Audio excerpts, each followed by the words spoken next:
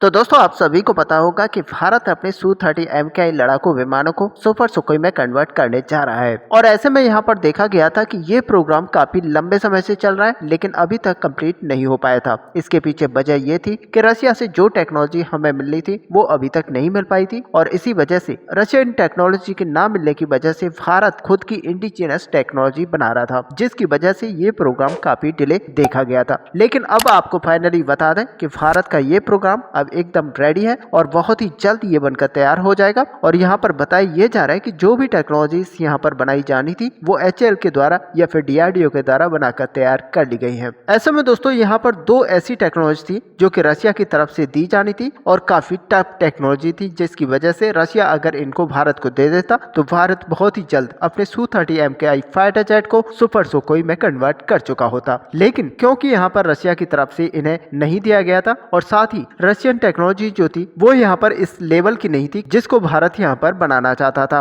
और इसी वजह से भारत ने इन दोनों पार्ट्स यानी कि इंजन और रडार ये दोनों ही भारत अब अपने बलबूते पर बनाना चाहता था। लेकिन एक तरफ जहाँ पर रशियन इंजन का यूज करने का प्रोग्राम भारत ने खत्म कर दिया था और भारत ने उसी इंजन को जो कि पहले से Su-30 MKI के अंदर था उसी को यहाँ पर यूज करने का फैसला किया था। लेकिन आपको बता दें कि यहाँ पर जो रडार यहाँ पर भारत के द्वारा खुद इंडिजिनस तरीके से बनाया गया है, अब इसी रडार को भारत अपने Su-30 MKI लड़ाकू विमान के अंदर यूज करेगा। ऐसे में दोस्तों आपको बता दें कि इस फाइटर जेट को अब नई जनरेशन के रडार सिस्टम मिलने लगे हैं, प्रोसेसर मिला है और अब इस फाइटर जेट को पूरी तरह से इंडिजिनस तरीके से यहाँ पर बनाकर तैयार किया जाएगा। ऐसे में दोस्तों आपको बता दें कि इस फाइटर जेट के लिए सभी तरह के इलेक्ट्रॉनिक सेंसर्स और सॉफ्टवेयर्स हमारी तरफ से बना लिए गए हैं, और इस फाइटर जेट के कॉम्प्रिहेंसिव अपडेट के लिए केवल दो ऐसे कंपोनेंट थे जो कि रशिया से इंपोर्ट किए जाने थे। एक यहाँ पर बेहतर इंजन और दूसरा यहाँ पर रडार, यानी कि रडार भी भारत के पास ऐसा मौजूद नहीं था जिस तरह की फाइटर जेट भारतीय वायुसेना यहाँ पर चाहती है उसके लिए उपलब्ध हो। लेकिन इस तरह के रडार अब भारत ने यहाँ पर बनाकर तैयार कर लिया है और बहुत ही जल्द भारत इस फाइटर जेट के रडार के लिए टेस्टिंग करने जा रहा है, और जब ये टेस्टिंग कंप्लीट कर ली जाएगी तो इसी रडार को इन सारे फाइटर जेट के अंदर इनबिल्ट किया जाएगा। ऐसे में दोस्तों गैलियम नाइट्राइड TR मॉड्यूल्स के साथ ऐसा रडार यहाँ पर बनाया जा रहा है, और अभी तक ये चीज क्लियर नहीं है कि क्या इसके प्रोटोटाइप बनकर तैयार हो चुके हैं या फिर अभी तक इसके प्रोटोटाइप को बनाया जा रहा है। ऐसे में दोस्तों यहाँ पर गैलियम नाइट्राइड TR मॉड्यूल्स के साथ जो रडार यहाँ पर बनके तैयार होने वाले हैं वो उत्तम मार्क 3 होगा। और अब दोस्तों यहाँ पर कुछ अलग चीजें निकल कर आ रही हैं जिनमें कहा जा रहा है कि नेक्स्ट जनरेशन Su-30 MKI के साथ में जो नेक्स्ट जनरेशन का रडार यहाँ पर लगाया जाएगा उसका नाम यहाँ पर विरूपाक्षा बताया जा रहा है। ऐसे में दोस्तों यहाँ पर यह भी कहा जा रहा है कि शुरुआती दौर में 84 फाइटर जेट्स को ये रडार यहाँ पर मिलने वाला है, लेकिन अभी यहाँ पर भारतीय वायुसेना के पास करीब 260 ऐसे फाइटर जेट है और धीरे धीरे इन सारे फाइटर जेट को यहाँ पर कन्वर्ट किया जाएगा और इन सब के अंदर ये नया रडार सिस्टम लगाया जाएगा। ऐसे में दोस्तों बेसिकली यहाँ पर देखा जाए तो कुछ न्यूज सोर्सेस की तरफ से ये निकल कर आया है कि ये जो विरूपाक्षा रडार बताया जा रहा है ये उत्तम मार्क 3 रडार ही है, और यहाँ पर मेन स्ट्रीम मीडिया जो है कुछ गलत फहमी की वजह से इसको विरूपाक्षा रडार बोल रही है, लेकिन यहाँ पर जो टेस्ट पैड का नाम निकल कर आ रहा है वो यहाँ पर विरूपाक्षा बताया गया है। ऐसे में दोस्तों सच मानिए कि अगर हमारे 260 लड़ाकू विमानों को यहाँ पर कन्वर्ट करके सुपर सुखोई में कन्वर्ट कर लिया जाएगा तो हमारी वायुसेना की जो ताकत है वो कई गुना बढ़ जाएगी, और साथ ही यहाँ पर ये कंफर्म हो जाएगा कि वायुसेना इन फाइटर जेट्स को जो यूज करने वाली है वो अगले 30 से 40 सालों तक करती रहेगी। और ऐसे में ये फाइटर जेट बहुत ही ज्यादा घातक हो जाएंगे, और अगर चीन को यहाँ पर ध्यान में रखा जाए तो ये फाइटर जेट पूरी तरह से सुटेबल होंगे। असल में देखा जाए तो भारत को इसी तरह के कुछ प्रोग्राम की अभी जरूरत थी जब तक कि भारत के पास अपने स्वदेशी फाइटर जेट बनकर हैंडओवर नहीं किए जाते हैं। लेकिन दोस्तों अब यहाँ पर देखने को मिल रहा है कि बहुत ही जल्द इस पर काम किया जाएगा, और जैसे जैसे इस पर अपडेट्स आते जाएंगे हम अपने वीडियोस में आपको बताते जाएंगे। इसलिए आप हमारे चैनल को सब्सक्राइब जरूर कर लीजिए ताकि हमारी नई अपडेट्स हमेशा आपको मिल पाए। तो चलिए दोस्तों आज की वीडियो में इतना ही, मिलते हैं नेक्स्ट वीडियो में, तब तक के लिए जय हिंद।